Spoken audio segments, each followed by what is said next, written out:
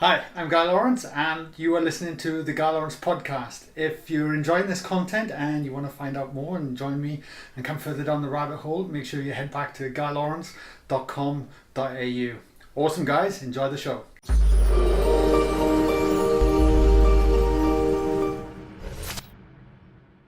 Oh, Yo, we made it.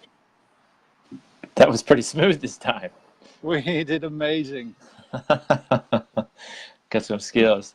Oh, you look like you're Yeah. enjoying the sun there, Hoss. I've got the sunshine. I was trying to just position myself. It was good for my complex, get rid of any tired looking wrinkles, sun on my face. What can I say? Yeah, mate. I'm at the Good one. Roadhouse. Yeah. You, the Roadhouse. So here we are, part 4, mate. Let Go and Yeah. Live and Flow series. Are you ready for it? I don't know. I have to ask my intuition. Yeah, man. Let's do this. Let's talk about it. Okay. What's your title? Give me the title again so we can go from there. I can't remember what it was because I can't see any of it now. But I think it was somewhere along the lines of Listening to and trusting your intuition, wasn't it? yeah, absolutely. So where should we start this? I actually put some dot points in so people know what we're going to be covering over the next 20 to 30 minutes. Yeah. And the first one was, what does intuition mean to you? Do you want to start? Spotlight's on you, man. I know. Thanks, buddy. Appreciate it. What does intuition mean to me? It means, yeah, you asked me that question before, and I'm like, that throws me. I think like intuition, like what is it for me? Is it's like it's a larger part of myself wanting to communicate to me. So it's a part of myself that's beyond the limitations of my mind, that has a greater vantage point of reality. Like use that word in quotes. Like what is reality? But to me, it's like it's a part of myself that has a larger vantage point of the experience that I'm having, that's beyond what I can see with my eyes. And so it's like, to me, it's like, yeah. It's hard to put to words. I just it's a bigger part of myself. It's a more wise part of myself that wants to communicate, the intuition. And then learning to allow that to come through. Because like for me, yeah, for many years, it was more about being able to evolve and have a relationship with something more about a feeling, as opposed to the analytical part. Like, and it kind of started, what I've noticed as I kind of evolve with this work and continue to lean in and almost trust and knowingness that can start to come through if it feels right or if it doesn't feel right. And for me, that boils down to a lot of it with feelings. I've been able to interpret that, because I think without learning to trust that side of things, this can seem like very woo-woo and very left field, and we never really have a relationship with it, Yeah, well, absolutely. So how do you distinguish it?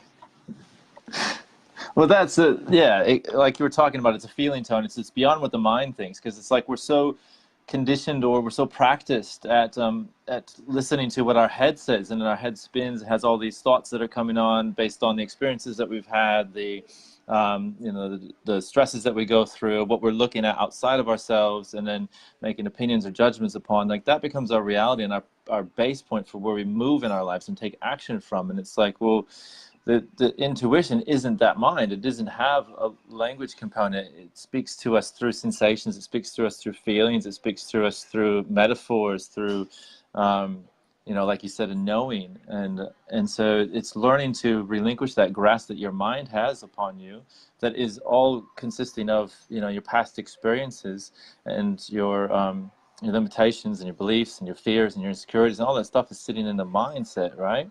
And so the intuition then is a part that is, it inspires thought, but it comes from a more expanded, aware place within ourselves.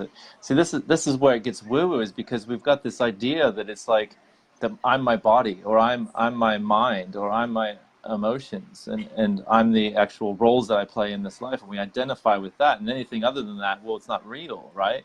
And so then we Yeah. start to try and explore this idea of intuition, which isn't mind, isn't body, isn't emotion, isn't the external world around us, and people just shut down because we're so attached to that is reality, and everything else is like, I don't know what it is, so it must not be real, or can you prove it to me using the construct of the things that we do attach ourselves to. You know what I mean? Yeah, no, totally, 100%. Yeah. And now I feel like we're carving it out, because, you know, Carve it. carve it out. The there's a couple of things you sparked there that I really want to go into, because we even had a conversation off air before we jumped on about, Yeah. you could probably stop most people and say, oh, there's a certain relationship with intuition. We all have a spidey sense or a feeling that will come and go, oh, damn it, I knew I should have done that yesterday, or blah, blah, blah. And then our mind gets in the way, our belief systems get in the way, and there's the intellect jumps in, and then we rationalize it. And because we have an intellect, our intellect is evolved from our past experiences, the way we've been taught, the way we learn, and all of a sudden, the moment we use our intellect, we're actually restricting something in the bounds of our perception of it, and then we're actually missing opportunity that could potentially be beyond that, which I believe is that where intuition can really start to come in. And the one thing I said to you off air was that, like, if we really believed in our intuition, surely we would be honoring it more and following it and living within certain laws of this relationship, and actually honoring and trusting that, and leaning into that. But the problem is of course, we have to lose control to do so, because everything that we have and the way we kind of operate is always trying to within the bounds of our control, and we have that kind of nature because then we feel safe. But quite often on the other side of that is opportunity, and that's where the thing I've been really looking at over the last few years and trying to honor that is, because then if I'm willing to sort of step into that unknown place and just sort of feel how I feel and honor and notice what comes up, as opposed to limiting myself, then I'm being much more open to opportunity. And just because it hasn't happened to me before, or it hasn't worked a certain way, doesn't mean that it's not going to come through. And the more I do that, the more life starts to open up for me in mysterious and beautiful ways, and synchronicities and things start to come through, you know. And I think quite often that's what this work's about. I mean, I've had plenty of scientists on my podcast, Matt. Like, you know, there's Dean Radden from the Noetic Science Study. I can't remember what he's done. He's done hundreds of studies on actually trying to measure what this connection is, this energy, this thing that can flow through us, quantum physics. You know, they're all kind of talking about it, being able to put a language around probably what ancient traditions and things have been, you know, talking about for thousands of years. But because it's not in the Western culture, we kind of dismiss it. Or even if we think we believe it, we don't, because if we did, we would honor it. Don't you think? Yeah, I think so. And I think that we use our pace of life as an excuse not to listen to it. Because, you know, it's just, like you say, the ancients have probably been talking about this for millennia, and they have indeed. And it's like, one of my greatest teachers is a Sufi master, all about this type of thing. And there's this, he calls it the Sati Samad, which is it's like the sound behind all sounds. And he kind of uses this example of, he's like, you know, it's like in the space, it's in the space around us, and then realizing that a lot of what we're made up of is space, and that in the space within us, it's like this, there's this subtle sound, this subtle vibration that's always there, that's always flowing through us, but we're so conditioned and so practiced at listening to the louder sounds of our mind, of the world around us, that how could you hear it, you know? It's like, you're not going to be able to hear somebody whispering to you at a you know, a Metallica concert, right? So if you're in the front row, yeah. So it's kind of the same thing, and so we've got to take that time to stop and really start to listen, and have the. I think first it's the curiosity. It's like, I mean, that was my journey. It was. I've always been curious about it. I don't know why, but it's always just been something that I want to explore. Is this, you know, this metaphysics and spirituality and you know, like who am I and what am I, why am I here? All these questions just kind of lend itself to exploring outside of myself, which like led this journey of exploring the intuition. And it was always, you know, whatever practices I would go through, it was like this, there was this priority set on about being silent, you know, being still, being present. And why is that important? Because that opens the door then to intuition.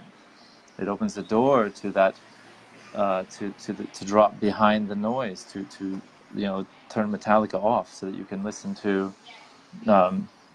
you know, the sound of life that's wanting to inspire you to move into your life, into action, instead of a contrived action that we're doing every day that's based upon the mind. And you know, we keep creating the same things over and over because the mind is the same thoughts over and over, right? Yeah, So 100%. And I think you I said, had this yeah, go on. oh, just as you were talking, it was like you know, the theme of this being how do you listen to and trust your intuition? And as you were talking, and I was trying to think about what's going on, I was like, we're in our bloody heads. We're having a little like talking head conversation about intuition, right? And I'm like, well, that's quite ironic to set up a live call about that.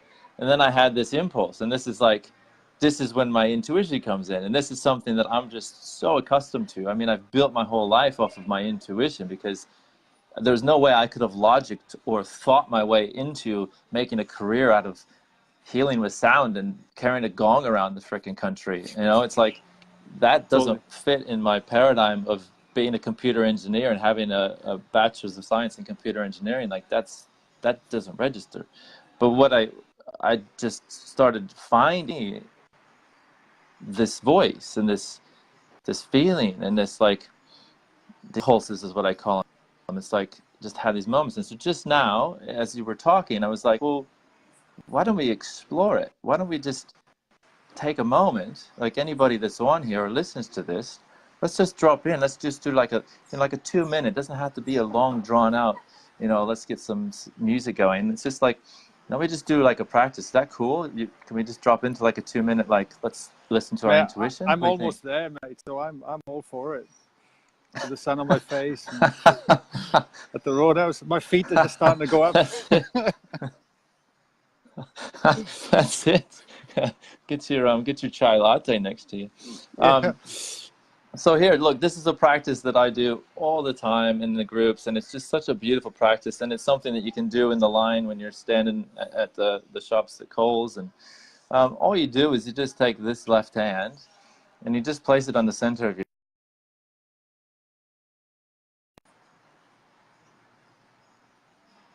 Let's all do this. Anybody that's clocking in here, just close your eyes. Just go inside. Close your eyes. And now you want to take your awareness to that hand and the sensations underneath that hand, the palm of the left hand.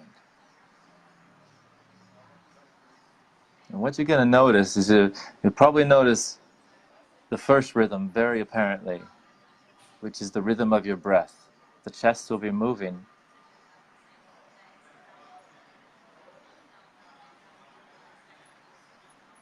So start to observe the rhythm of your breath. And see if you can let it to breathe. And just by acknowledging it, just by holding it, you actually acknowledge yourself. And it will start to soften. It'll start to deepen.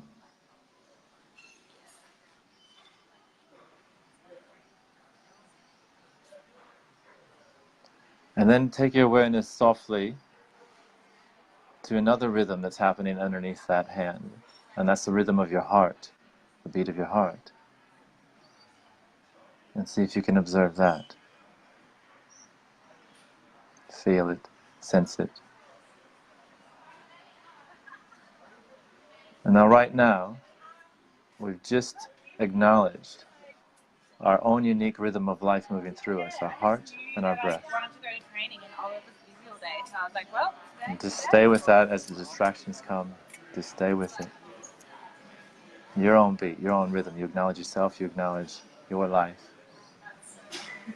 And if you stay here long enough, you drop into coherence. Your mind, your emotions will start to match the rhythm of that heart and the rhythm of that breath. It's a simple exercise. And now from here, just listen. See if you can drop behind the breath, drop between the thoughts.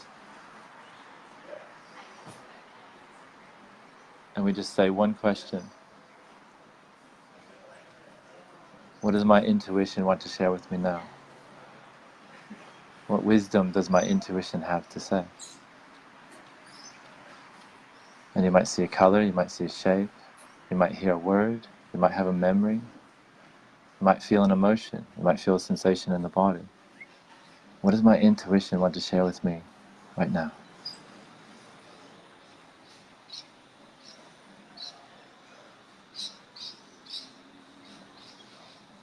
Beautiful. And then just find a place of gratitude for this opportunity to drop into yourself, to be present, to actually acknowledge that larger part of ourselves and hear it, listen to it. And we take a deep breath in.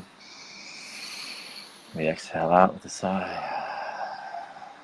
And slowly bring the awareness back.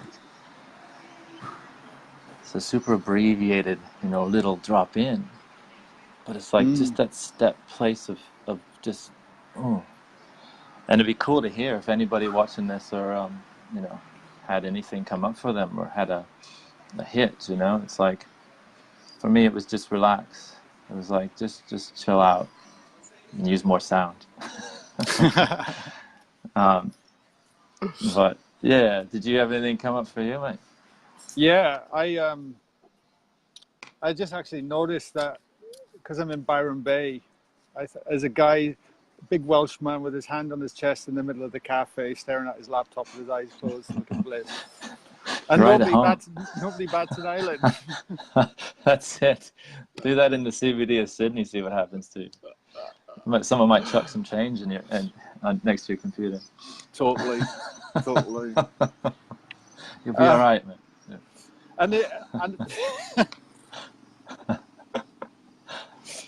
And it might sound crazy, but that little exercise that you took us through, I do a variation of it daily. And the moment, because the one thing I think about, I always think about the science side of things, right?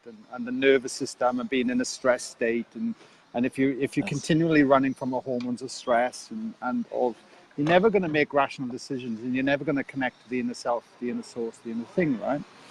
And quite often the decisions we want to make are going to be from a stress place, because we wait till we get uncomfortable before we make and maneuver, right? And what I've been doing, I've been practicing things like this for years, and what I find is that it really helps you to come and navigate, and you're bringing your awareness on this subtlety. Once you distill from all the noise, the things and everything, and hone it in, you really start to develop an awareness for it and a relationship with it and a communication with it. And it does get louder. But if we're in that stress response all the time, it's like it's going to fall on deaf ears, and you're going to continue the perpetual loop. So I think it's a beautiful practice, and it's been a game changer. And I've got to the point now where you just know there's like this element. You even just connect for a second and you go, oh, I know what I need to do. But then half the time, fear and blocks and all these things can come up that will prevent us from actually taking the right step. If everyone was willing to start to do this exercise, it wouldn't be long before the things that are not serving you in your life, the things that are probably sabotaging your own growth, start to arise. But it's only because of the relationship that we have with those things, we tend to keep suppressing it. We don't want to honor the feelings that are coming through, right? And, that's exactly right. And it's so freaking powerful, man. It's so powerful if we're willing to go there with it. So powerful. Yeah. Well, it's like, if you're late for work or something, and you're like rushing to get everything together, and you're like, oh, I gotta take this, you chuck this in your bag, you like grab the apple, you do this, and like, oh, I gotta get the kids' car, whatever. It's like, and then you get to work and like, oh shit, I left my hard drive at home, and it's like far out, and it's like, whereas if you the night before, it's like in a relaxed state, you like lay everything out, you're like, okay, put everything in my bag, let's go here, I'm gonna prepare my lunch before the next day. Got the kids sorted, they're ready to go. Like, and then you just kind of ease into your day. Like, that's metaphoric to how we actually then are in our lives all the time, what you're talking about, in that stress state, in that anxious state. And it's like, things are going to fall short. You're going to leave your hard drive behind, you know? And then you're going to be making these rash decisions. And like, and then you're like, why is my life so messed up and out of control and overwhelming? It's because you're overwhelmed and out of control. And it's like, you know, simple, boom, where's my breath? Where's my heart? Yeah. And it drops you right in. And then in that relaxed state, then it's like you're the night before, organizing yourself before you make the decision.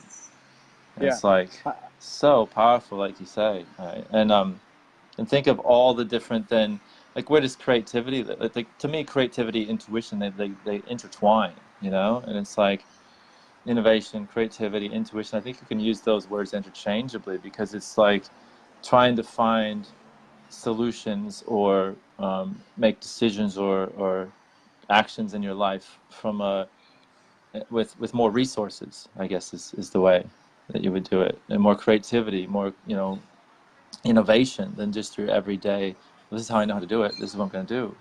And then you move from that fear and yeah, so yeah, so powerful.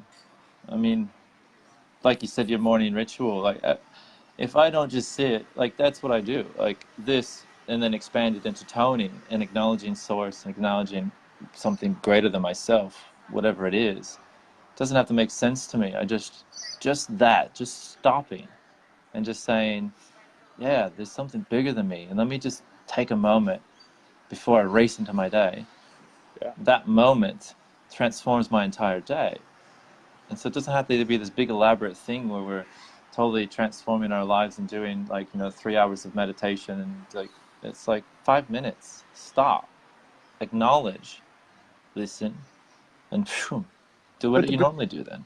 Totally. And this is where it starts, right? Because I think as well, we get caught up in the bigger decisions of life, whether it be like career or relationship, or am I going in the right direction, all this kind of stuff. And there's quite often there's this underlying knowing and pulling with things, but again, we ignore it until and then all of a sudden it's like we're trying to make decisions based on, without a practice that's already in place, you know. And I think it really, or we're like in a crazy place, and then we think we need to do practice. You know, it's like, exactly. do the practice first before you break. But this is the thing, right? Because then, as you start to develop a relationship with this and start to honor this, you can have fun with this in your day. Nothing has to be like these huge life-changing decisions. But, you know, I can certainly speak from my own circumstances when I've had to make substantial changes. It's almost like, okay, I've got the toolkit. I'm kind of ready for this. And I'm willing to lean in instead of run away from my problems for another 12 months or whatever it might be. You know, and I think that's where we get caught out quite often, and it's so powerful, you know. I've got written on the dot point here about examples, and I do feel like we should share maybe some things in our lives where we've kind of leaned into this. And for me, the most recent one was the PGS movie that we screened when you came up, where it's a good story. But, you know, and I still look, and it makes me smile when I reflect on it. For anyone that doesn't know, I interviewed Bill Bennett, who made this documentary last year, and loved what he was about and what he represented. And he made a movie on intuition called PGS, My Personal Guidance System. It's a great documentary.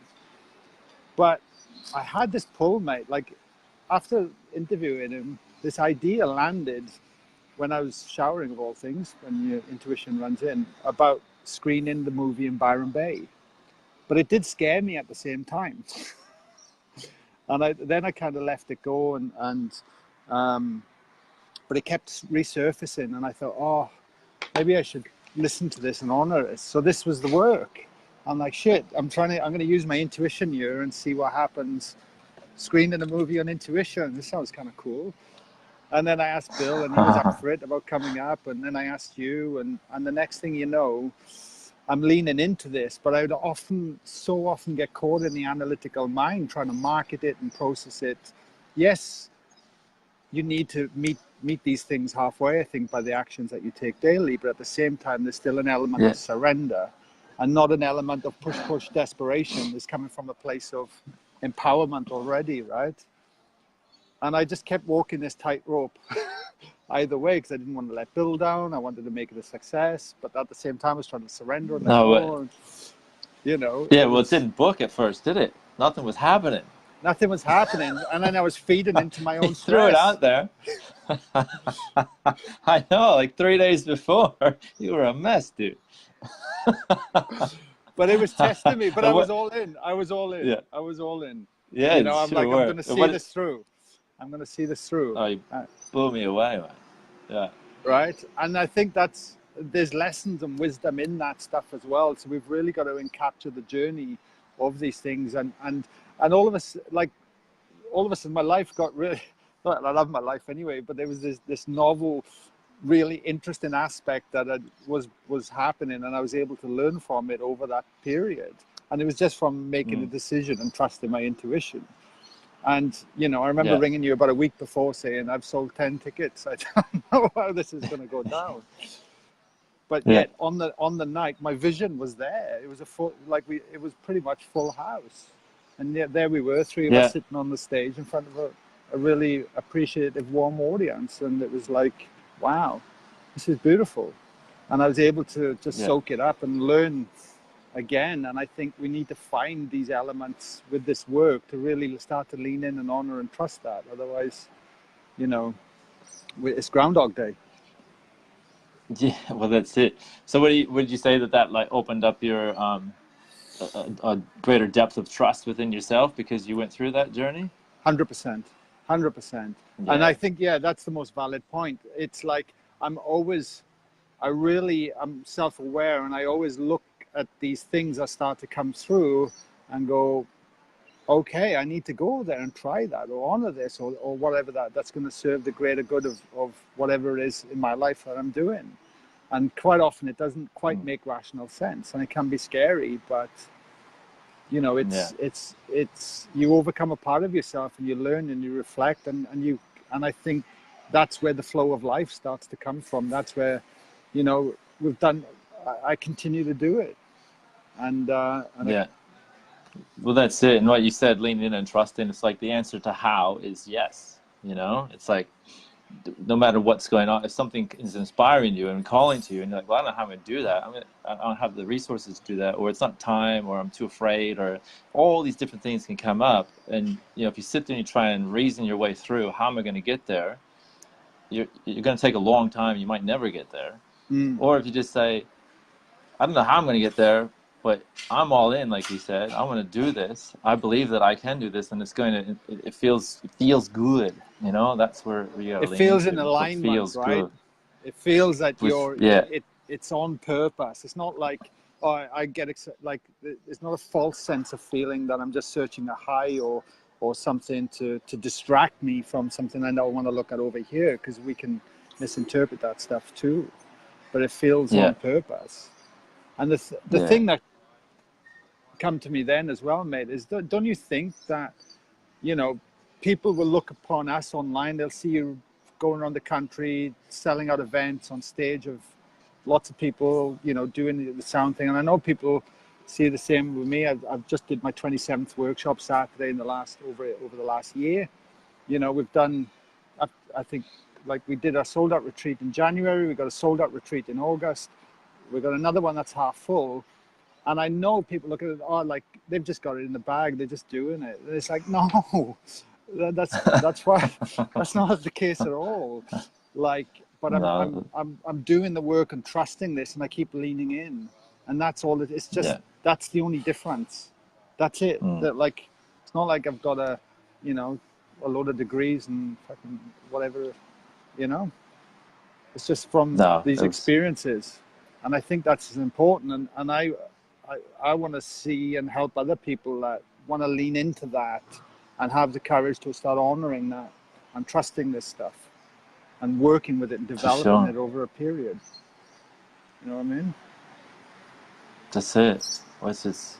Yeah, just listening to that, what you're saying, it's like, just think about how many beautiful ideas and wonderful experiences and creations have been squelched because people get to that point where it's like logically the wheels are coming off. It doesn't make sense, and then they retreat. And it's like that trust and that resiliency, that ability to transcend this bad dog up here, allow you then to move beyond those limitations that are actually there teaching us and helping us to grow, so that we can actually embrace the new things that are wanting to emerge through us. And